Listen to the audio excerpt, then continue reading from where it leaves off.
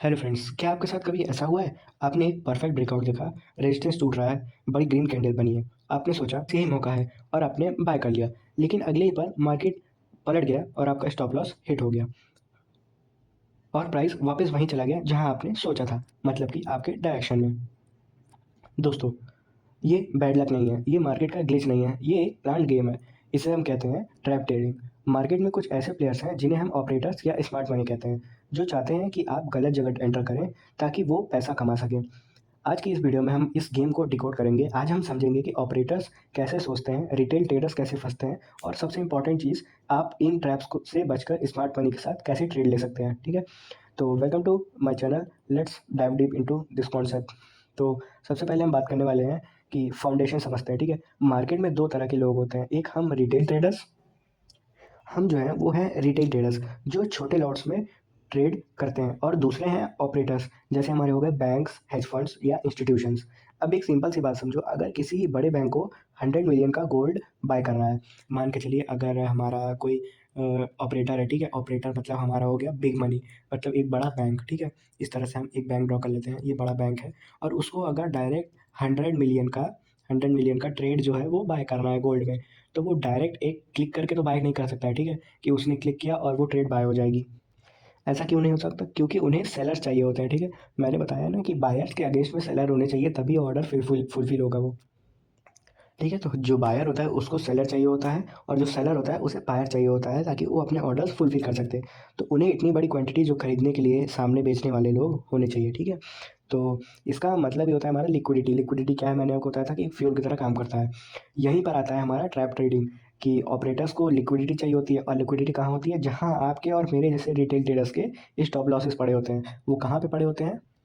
वो हमारे होते हैं स्विंग हाई पे हो जाते हैं। ठीक है?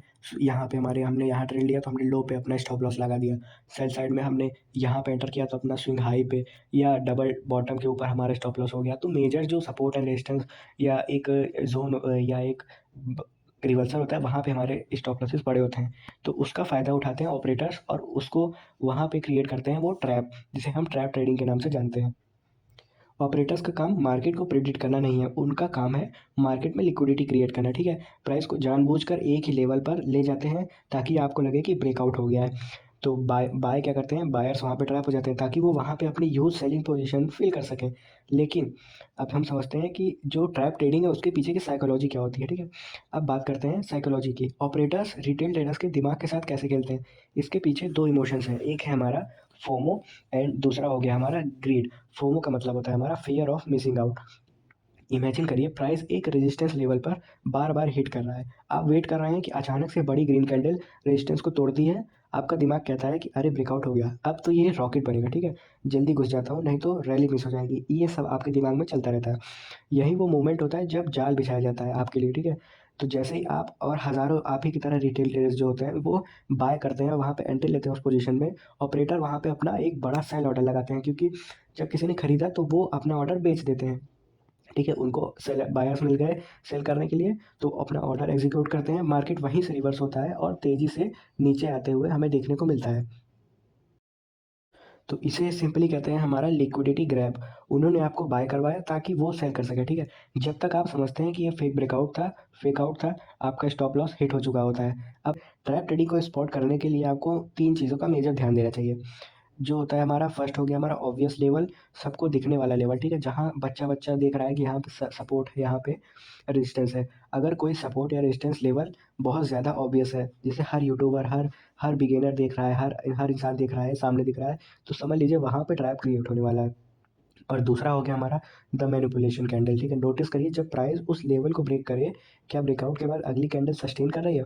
अगर ब्रेकआउट कैंडल स्ट्रॉन्ग या ग्रीन है, लेकिन अगली कैंडल स्ट्रॉन्ग रेड बनकर वापस से रेंज के अंदर आ जाए, तो जिसे हम फेकआउट या एसएफपी मतलब स्विंग फेलियर पैटर्न कहते हैं। ठीक? तो ये कंफर्म हो गया कि हमारा ये ट्रैप था। ठीक है?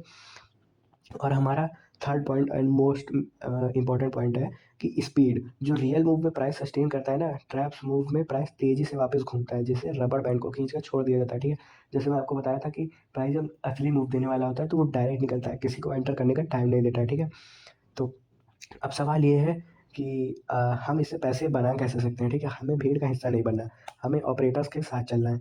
तो सबसे पहला स्टेप हो गया हमारा वेट फॉर ब्रेकआउट फेलियर, ठीक है? ब्रेकआउट फेल जब होता है तो उसका वेट करिए। जब ब्रेकआउट हो एंटर मत करो, ठीक है? वेट करो कि क्या प्राइस वापस लेवल के अंदर आ रहा है।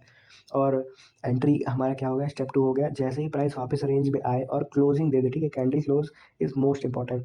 वहाँ आपको रिवर्स ट्रेड लेनी है। अगर फेक बाय ब्रेकआउट था तो हमें सेल करेंगे, ठीक है? इस तरह से मैं एक एग्जांपल आपको बता रहा हूँ। और स्टॉप लॉस उस फेक आउट कैंडल का या उस ट्रैप कैंडल के हाई का जस्ट ऊपर होगा। जिस हिसाब से अगर आप ट्रेड लेंगे तो उस हिसाब से जो सिचुएशन बनेगी उस हिसाब से आपका स्टॉप लॉस होगा। मैक्सिमम 60 टू 70 पिप्स का हो सकता है वो, ठीक है? और टारगेट तो हमने आपको बताया था 1:2 का मिनिमम लेना है, ठीक है? तो दोस्तों ट्रेडिंग चार्ट्स का गेम नहीं है, ठीक है? ये लिक्विडिटी और साइकोलॉजी का भी गेम है। जिसे जिसे जिस दिन आपने ये सोचा, ठीक है, सोचना शुरू कर दिया कि बड़े प्लेयर्स क्या करना चाहते हैं, उस दिन आप रिटेल क्राउड से अलग हो जाएंगे, ठीक है? और उनके साथ अगर आपको चलना है तो उसके लिए आपको थोड़ा चार्ट्स पे टाइम देना पड़ेगा। और ऐसे ही ट्रैप ट्रेडिंग वीडियोस में और लाता रहूँगा। और इस वीडियो से अगर आपको कुछ भी सीखने को मिला हो तो मुझे आप कमेंट सेक्शन में बता सकते हैं। और ऐसी और अच्छी-अच्छी वीडियो मैं और लाता रहूँगा और नॉलेज मैं आपको प्रोवाइड करता रहूँगा। मिलते हैं फ्रेंड्स नेक्स्ट वीडियो में, तब तक के लिए बाय बाय।